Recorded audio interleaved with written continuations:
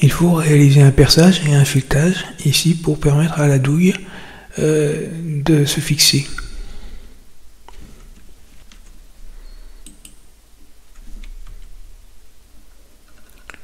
Donc en fonction de votre douille, vous allez réaliser un diamètre et une profondeur particulière et un taraudage adéquat.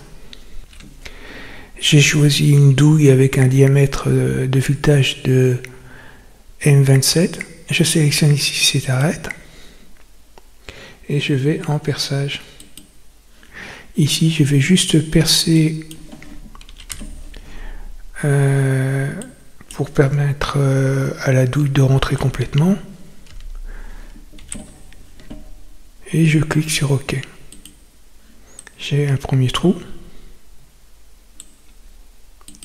Je sélectionne à nouveau cette arête et je vais cette fois-ci demander un filetage. Un filetage donc de M27 fileté, et pour vérifier son filetage, je vais le représenter. Mais je ne le conserverai pas. Je clique sur OK. Vous voyez qu'il a réalisé le filetage. Et donc pour ne pas perdre de temps en affichage, je vais venir ici en modèle thread et l'enlever. Voilà. Le passage du fil et de la douille sont presque terminés. Il me faut maintenant ici percer un trou pour que ça passe sous le pied. Alors, je vais créer une esquisse sur ma vue de face, donc en XZ. Je vais passer en filaire, toujours ici, hein, et je vais créer un arc avec un centre et de 2,5 pour faire pendant au perçage de 5 que j'ai réalisé. Voilà. Et je vais créer une polyligne. Voilà. Et j'ai besoin que ma polyligne soit verticale.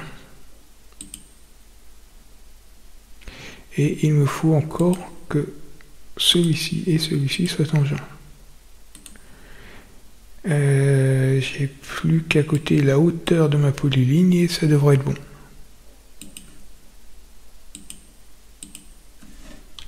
« 2,5 ». Je peux fermer. Et je vais demander une cavité à travers tout. Et c'est bon. Je vais repasser en rendu. Et on peut voir que mon perçage maintenant est terminé. Je vais maintenant créer un congé ici pour que la pièce n'abîme pas les meubles sur lesquels elle repose. Donc je sélectionne les arêtes.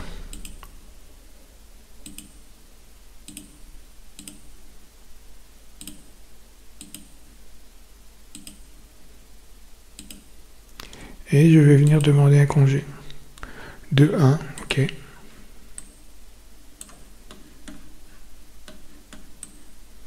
Et pour ce qui est de la partie,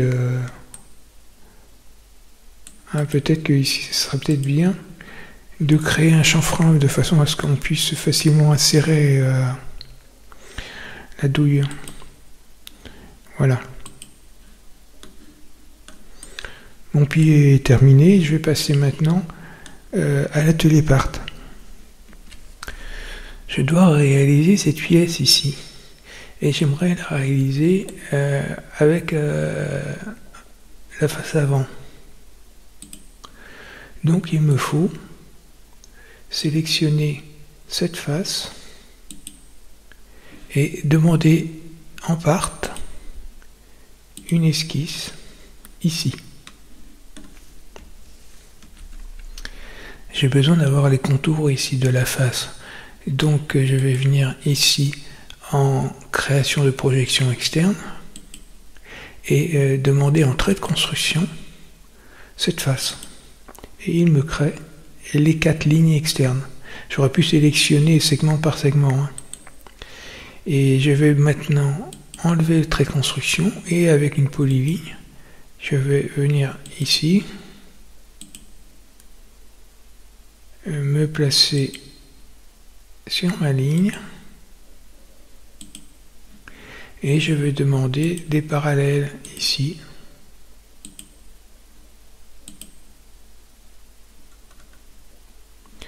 Alors la parallèle n'a pas l'air d'être prise.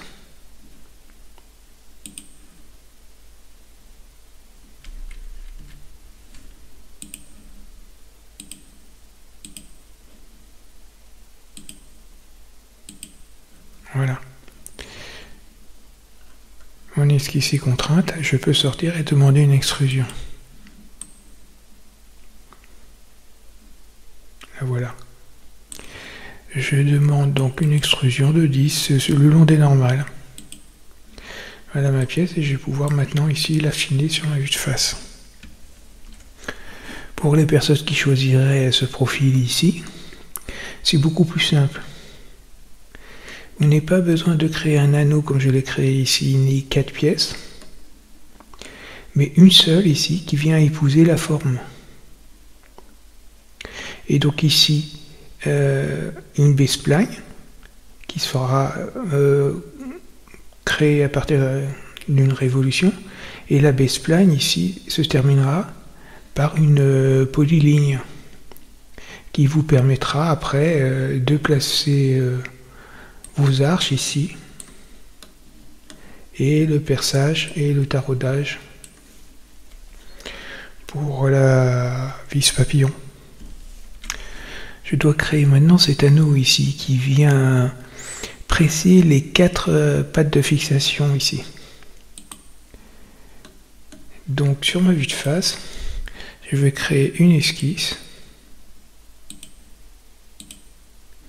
et je vais demander ici de l'avoir en coupe, vous voyez, et je vais demander les lignes externes ici en trait de construction pour pouvoir venir créer mon anneau.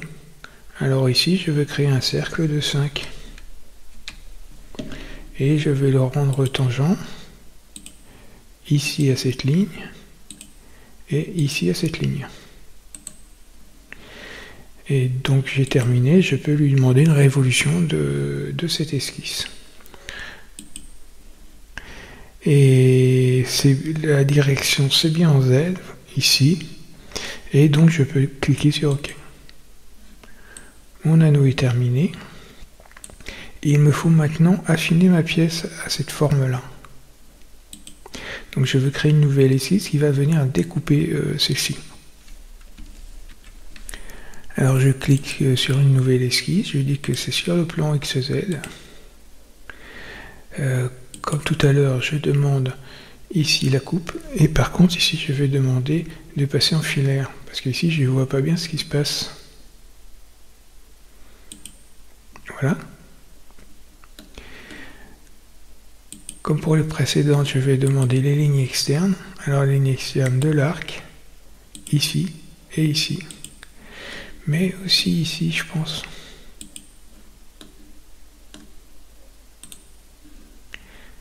Alors je sors de trait de construction et je vais demander un cercle par 3 points qui va commencer ici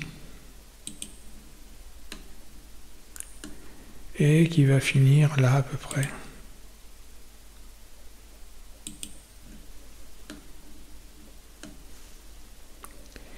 Et un cercle normal qui lui va commencer au cercle là et se terminer ici. Je vais créer maintenant une polyligne pour finir ma découpe. Alors j'appuie sur la touche M de façon à avoir mon segment libre et ici je vais jusqu'ici. Alors Alors ici mes segments n'ont pas vraiment d'importance.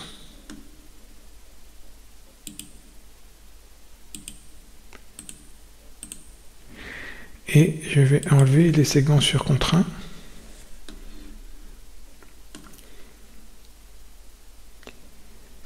J'aimerais m'assurer ici qu'il y a bien une tangence.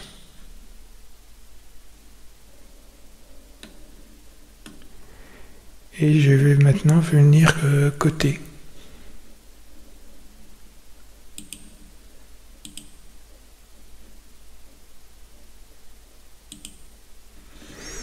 Alors ça n'a pas vraiment d'importance, donc je lui dis 25. Et ici et là, je vais lui dire 2.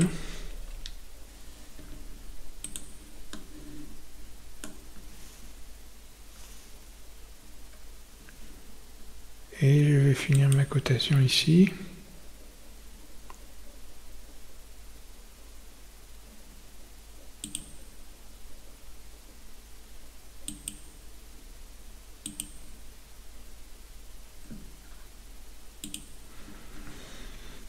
À 17.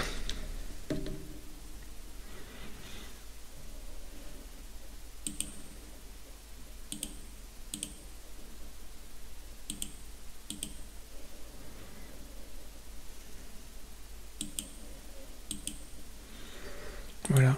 Le reste n'a pas vraiment d'importance. Ce qui est important ici, c'est ça. Donc je sors. Et je vais passer un trait en rendu. Et je vais ici demander une rotation. Donc toujours en Z. Alors ce que je peux faire pour cette rotation, ici je vais limiter les degrés, je vais lui dire 45 degrés et je vais lui dire symétrique. Et je peux voir un peu mieux ce qui se passe ici. Et je vois que ça semble bien et que je peux demander ici et ici une soustraction booléenne. Ma soustraction est réalisée et ça me semble correct. Je devrais normalement réaliser maintenant l'arche. Mais pour réaliser l'arche ici, l'arc peut-être, je ne sais pas comment appeler ça, j'ai besoin d'avoir son point de départ, je l'ai, et son point d'arrivée, je ne l'ai pas. Donc je vais commencer maintenant à construire le dôme.